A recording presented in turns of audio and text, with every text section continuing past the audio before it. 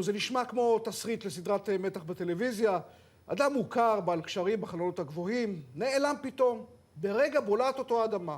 מאותו רגע חודשים שההיעלמות מדוברת רק בלחישה חשאית, ובה פורחות אגדות. הוא חי, הוא מת, הוא במשימות ביטחוניות חשאיות, אלא שבמקרה הזה זה לא תסריט, זו המציאות. לאיש יש שם, קוראים לו מישה פלקוב.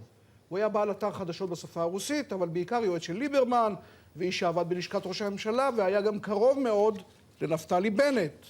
ברדיו סיפרו שהוא נעלם לפני חצי שנה, אלא שאתה שרלוק, התחלת להתחקות על עקבותיו, והנה בקיץ שעבר כבר, והנה המסע הבלשי שלך, ביחד עם גילה פסחוב, בעקבות איש המסתורין, מישה פלקוב.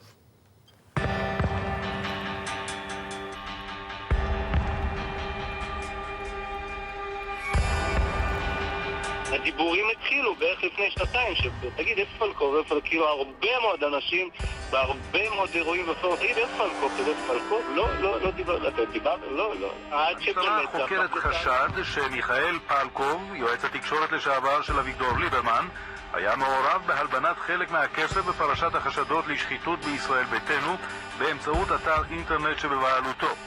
פלקוב נעלם לפני כחצי שנה, ועל פי כמה דיווחים אפשר שנרצח או נהרג. זמן קצר לאחר שנמצאה לכאורה הגופה, ביקרה באוקראינה משלחת של 3 חברי כנסת ישראלים, בראשם אנחנו נסענו באמת משלחת של 3 חברי כנסת, כי היינו צריכים ללכת לראות את הפליטים שברחו מדונייצק ולוגנסק. מדינת ישראל לעולם לא מחפשת מישהו, משפחה לא מחפשת. אז לאן נעלם? מישה פלקוב. הנה העובדות שאינן שנויות המחלוקת בסיפור הזה שיצא הישר מסרטי ג'יימס בונד. 1, הוא דרוש לחקירה על ידי המשטרה, שחושדת שהאתר שבו הוא היה שותף קיבל סכומים מאוד גבוהים מאנשים שרצו בעיקרה של ישראל ביתנו, והעביר בחזרה חלק מהכסף הזה לבחירי המפלגה. עובדה שנייה שאינה שנויה במחלוקת, הוא נעלם. ועובדה שלישית, שהוא היה מחובר לאנשים החשובים במדינה. מה כן שנוי במחלוקת? האם הוא מת? האם הוא חי? מתי בדיוק נעלם? והכי חשוב, למה? האם זה קשור לקרע שחל ביחסיו עם איווט ליברמן? אתה יודע למי הוא היה מחובר בוודאות? קודם כל לבנט. עם בנט הוא שירת יחד בצבא, הם היו החברים הכי טובים. אחד מהצלצולים הראשונים שעשה בנט אחרי שהוא נבחר ליושב ראש בית היהודי, הוא עשה לפלקוב והזמין אותו לעבודה. פלקוב כבר היה בעל האתר, הוא לא היה יכול לעבוד. זה היה כמעט כל חודש, כל שבוע.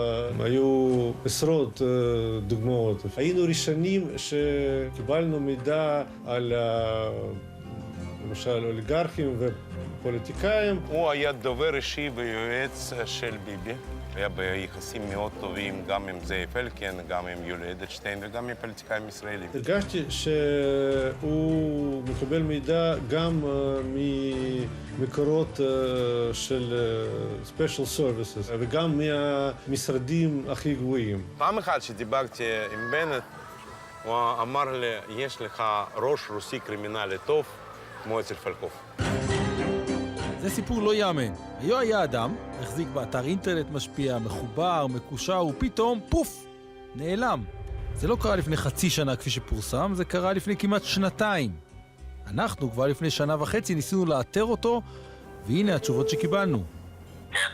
רביב דרוקר, ערוץ 10. תגיד, מה הסיפור עם מישה פלקוב? שמעת משהו עליו? הסיפור שלו שהוא קצת השתגע. הוא הפך מבן אדם יחסית נורמלי לפריק של ליברמן. אני נתקלתי בסיפור מוזר, חשבתי אולי במקרה תדעי משהו. מישה פלקוב, איפה הוא היום? שאלות לבעלים למסק. מישה פלקוב, איפה הוא היום? מה קרה לו? לפי הבנתי בקשיים כלכליים קשים. מישה פלקוב, אתה יודע לאן נעלם? הוא במוסקבה. הוא במוסקבה, אתה יודע את זה בוודאות? כמה חולה, ראיתי חושב שאתה לא משהו בתרונות. מה שאני יודע שהוא פרש, אני יודע שרצו להביא אותו בתור יועץ במשרד ראש הממשלה. אבל פיזית הוא פשוט נעלם, לא? תשמע, אני יודע שאשתו לומדת בצרפת, היא עושה דוקטורט, יכול להיות שהוא מצא איתה. פלקוב התפטר והלך לעבוד עם אחיו. מה, בשב"כ? כן. ולא עסקים במשהו באסיה, אני לא יודע, זה בחור תמיד מסתורי כזה, אני לא... היחיד שנתן לנו לכאורה פירור מידע רציני זה שותף שלו לשעבר, שאמור באמת לדעת איפה פלקוב. זה מה שהוא אמר אז. בוא נגיד שהוא לא עובד יותר בארץ, ועובד בדרגות הרבה יותר גבוהות מאשר בעבר, עם אנשים הרבה יותר בכירים. אתה יודע על מישהו שבקשר איתו, שאני יכול לדבר איתו? האדמיניסטרציה של נשיא רוסיה. באמת? זה סיפור מוזר. אולי אתה יודע איפה מישה פלקוב היום? אני לא אוכל להתייחס לעניין הזה. תודה לך, אביב, יום טוב לך להתראות. ביי ביי. לפני שנתיים הגיע אליי, אי אפשר להתקשר איתו, אם אתה רוצה לדבר איתו, תדבר דרך אנשי אזרוס. זהו. זה היה לפני שנתיים. חודש אוגוסט האחרון התפרסמה הידיעה הזאת באתר רוסי לא ממש מוביל. התגובה הציבורית לסיפור הזה הייתה מפתיעה למדי. אזרח ישראלי לכאורה מת בקרב באוקראינה, והתגובה היא שקט מוחלט. אולי בשל הדממה המוחלטת של הרשויות בישראל וגם הרשויות באוקראינה, לא הטלתי ספקות בכך שהדברים אמיתיים, ולכן התחלתי לבדוק. עורך דין חבר שלי אמר שהוא פגש מישהו שהוא היה בעבר לוחם באותו גדוד, בגדוד דונבאס, שאמר שהוא ראה את הגופה וראה את הדרכון ואין לו ספקות בכך שזה גופתו של פלקוב. סיפור מוזר, סיפור מאוד משונה. הם פגשו אותו ברחוב, ואז... אבל איך החייל בכלל ידע לזהות אותו? הוא הרי לא דמות מוכרת. אין לי תשובות, לא יודע. ואז נסעתי לבית חולים, כל העקבות הובילו לאותו בית חולים, משום שהמון חבר'ה מאותו גדוד היו מאושפזים בו. ואז מצאתי את הסמג"ד של גדוד דונבאס, שאמר שהוא שמע על פרשת פלקוב, אבל גם כן לא יכול להוסיף דבר. ואז שאלתי אותו היכן הגופה? ואז הוא אמר את המשפט המעניין הוא אמר, אתה יודע כמה גופות של החיילים שלי אכלו החזירים ששחררו הבדלנים בלילות לשדה הקרב? זהו, בעצם חוץ מהמשפט המצמרר הזה לא הגענו לשום תוצאות. יש אנשים שמכירים את פלקוב ואומרים כפי שהם מכירים אותו, מאוד מתאים לו לאור הנסיבות לביים את מותו. יש פתגם כזה, תעשו מיתוסים על עצמם, האלים התחילו מזה. פלקוב גם מאוד אוהב לעשות מיתוסים מעצמו. בגלל זה, בזמן שהיו כתבות שהוא מת, השאלה הראשונה שהייתה בין עיתונאים ישראלים, למה הוא צריך את זה? בגלל שאף אחד... כי אף אחד לא האמין שהוא מת. כן. אבל אתה יודע שמישהו באזרוס דיבר איתו בשנתיים האחרונות. כן. שהוא חי. הוא חי. ראית אותו פעם? זה. איתרנו את כל הכתובות בישראל שפלקוב היה קשור בהן, והלכנו לחפש. אולי יימצא בהן רמז לתעלומה הגדולה.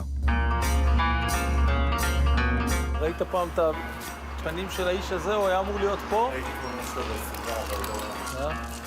בכתובת הזאת ברמת גן רשם מישה פלקוב את אחת מהחברות שלו, ציר, מחקר, מידע ופיתוח, איזה שם היסטורי לאדם היסטורי, זה בדיוק נראה כמו בניין משרדים. להתכנס, בוא. שלום. אני לא בטוח שאני במקום הנכון. היה פה פלקוב? מישה פלקוב? כן. היה? היה. את מכירה אותו זה? את רק יודעת שהוא היה. שמעתי מי שהוא היה. זהו. אמרו לי, גם ליברמן היה גם. באמת? ככה אמרו. שלום. לא. מישה פלקוב, אנחנו מחפשים אותו. את שמעת שהוא נעלם? מחפשים אותו, חשבו שהוא לא מת, בסוף אולי הוא לא מת. מה, זה זה? זה זה! הנה, את רואה, גם אני... זה הבעל של זאתי של... נטליה. נטליה, כן. הנה, הוא. תכירה אותו? כן, אני בטח, אנחנו דיברנו הרבה. זה היה כאילו חברה פה. נכון, הוא עבד בבית, היו באים אליו הביתה, נכון. אני יודעת שהוא עסק במחשבים. הוא היה מקבל פה הרבה אנשים, הייתה פה כל הזמן תנועה אליו. רוב הזמן הוא היה גם מדבר בחוץ, כאילו לא בבית. זהו, זה מה שאמר. כן, כאילו הוא תמיד היה מעשן בחוץ, ועם אנשים פה מסביבו בחצר. אבל זהו. אחר כך נודע לי, לפני הרבה זמן לא ראיתי אותו, ואז שאלתי את נטליה מה קורה, אז היא אומרת, התגרשנו, ואני נוסעת לעשות דוקטורט בצרפת. חפשו אותו בג'ונגלים. ג'ונגלים, בבלרוס, במולדובה, אני לא יודע איפה, מקומות כאלה. כן. למה? לא רוצה, לא צריך. לא בנושא הזה. אוקיי, בסדר. על התקן השכנה, את לא על תקן חלילה מעורבת או משהו. אני יודעת, בסוף יהיה לי איזה חומר נפץ מתחת לאוטו, לך תדע היום. סכנת נפשות. בסדר. אין בישראל כל כך הרבה מקצוענים שאפשר להגיד שכתבות שלהם אחר כך מגיעים לשולחן לאנשים הראשונים, מנהיגי המדינות, לאנשים שמקבלים החלטות בתחום ביטחון, בתחום דיפלומטיה. מיכאל זה היה אחד מהאנשים כאלה. הוא באמת היה מחובר לאנשים הכי חשובים במדינה? לא רק במדינה הזאת. הם עשו כמה פעמים סקופים, הם פיטרו מפה את ראש העיר קייב. הם פרסמו על ראש העיר קייב, ליאוניד צ'רנובצקי, שיש לו אזרחות ישראלית. זה הבניין בו גדל מישה פלקוב, ההורים שלו עדיין אמורים לגור כאן. זה לא כל כך נעים לבוא לנחות על ההורים האלה שמן הסתם גם ככה מודאגים ממה קרה למישה שלהם, אבל אין כל כך דרך אחרת ליצור איתם קשר. אהלן, שלום. שלום. אתם יודעים מי זה מישה פלקוב? פלקוב בקומה שלישית. אתם מכירים אותו, את מישה? כן. כן? זה הוא? כן, בן. לא האמנתי. למה? נו, ככה, הוא היה כזה צנוע, בלי רב מילים, כזה שותק. כנראה שרצה משהו בחיים. קראת עליו שהוא נעלם כזה? לא, שנעלם לא. אני קראתי שהוא מעורב בהלבנה. לא רוצה, אני לא יודע. אוקיי.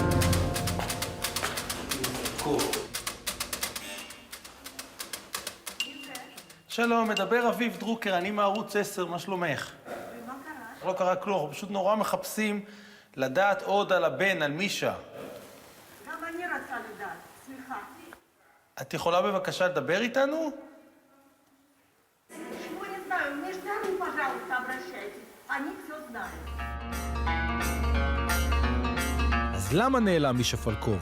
זה לא קשור לחקירה הנוכחית, בזה איבט צודק, הוא נעלם הרבה לפניה. זה כן נכון שהמשטרה מחפשת את פלקוב, והיא גם עצרה את השותף שלו בבעלות על איזרוס. אלכס!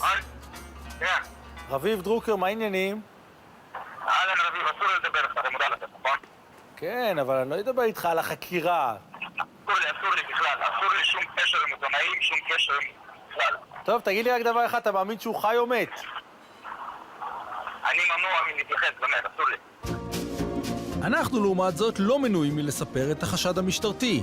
ישראל ביתנו דאגה להעביר לאתר הזה, איזרוס, מיליוני שקלים דרך רשויות כמו המועצה האזורית מגילות והחברה הכלכלית של המועצה האזורית שומרון.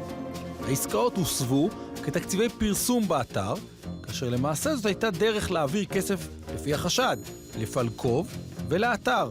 מעולם טענה הזאת לא הועלתה. הדבר שנטען הוא שבתמורה לזה שהלקוחות עסקיים פרסמו, האתר נתן כתבות אוהדות לישראל ביתנו. אגב, גם זה לא נכון עובדתית. אדם שמתמצא בחקירה סיפר לנו עוד שני דברים מעניינים. ראשית, שאכן יש קרע ביחסים בין פלקוב לליברמן, לדבריו, ושנית, שפלקוב לא יצר קשר ישיר עם קרוביו בישראל מאז שהתחילה החקירה. מבחינת להב 433, המערכת קירות כבר בעיצומה. וכך כתב שר החוץ אביגדור ליברמן בדף הפייסבוק שלו. לפני כשנתיים התגרש פלקוב מאשתו, ולאחר הגירושים עזבו נטליה ומיכאל את ישראל כל אחד לדרכו ולארץ אחרת. מהדברים שפורסמו בתקשורת אתמול ומודעת המשפחה ראינו שפלקוב שומר על קשר עם משפחתו ועם חבריו בארץ. את כל שאר הדברים שפורסמו בעניין אפשר לכנות במקרה הטוב המצאות של אנשים בעלי דמיון חולני. עשיתי לא מעט בירורים בנושא הזה ודיברתי עם האנשים שהוא מתקשר איתם וחד משמעי, האיש חי הוא בסדר, כן. לא מוכנה להתראיין בעניין, אני לא בקשר איתו מיום שהתגרשנו, מיוני 2013, ואחיו עשה את התחקיר משלו. בסוף הגענו לאינדיקציה הברורה שהוא חי. הוא אמר שהוא קיבל את זה ממש מאיש שהיה איתו בקשר. אם מישה פלקוב באמת שואב עונג מייצור מסך מסתורין סביבו, הוא ממש הצליח. שורה של מקורות אמרו לנו, הוא חי. אנחנו מכירים שדיבר איתו. אבל לא נגיד את זה בשידור, כי אז המשטרה תבוא אלינו. הפגישה שלנו הייתה לפני כתבה שמדברת על מותו המסתורי, ואחרי כתבה לא ראיתי, אבל אני חושב שכולם יודעים שהוא בחיים וזה סתם ספין תקשורתי. אבל על סמך מה אתה אומר שהוא חי? תשמע, אמרתי, אני אומר לך, ואני לא רוצה להרחיב, אני חושב שכולם יודעים, המשפחה שלו, הייתה התייחסות של ליברמן לפני כמה ימים בעיתון בעניין הזה, אני חושב שזה מספיק. שורה תחתונה, האתר שפלקוב ניהל כנראה נשען על מודל כלכלי בעייתי. פלקוב עצמו לא נעלם אפרופו החקירה החדשה ולא מת בקרב באוקראינה. אבל גם הנימה היומיומית של שר החוץ נראית פה קצת תלושה מהמציאות. לא מדובר סתם באיזה שינוי כיוון שגרתי של אדם שהחליט להגר למדינה אחרת, אלא בהיעלמות מסתורית לפני שנתיים של אדם שהיה מחובר לאנשים הכי חשובים במדינה.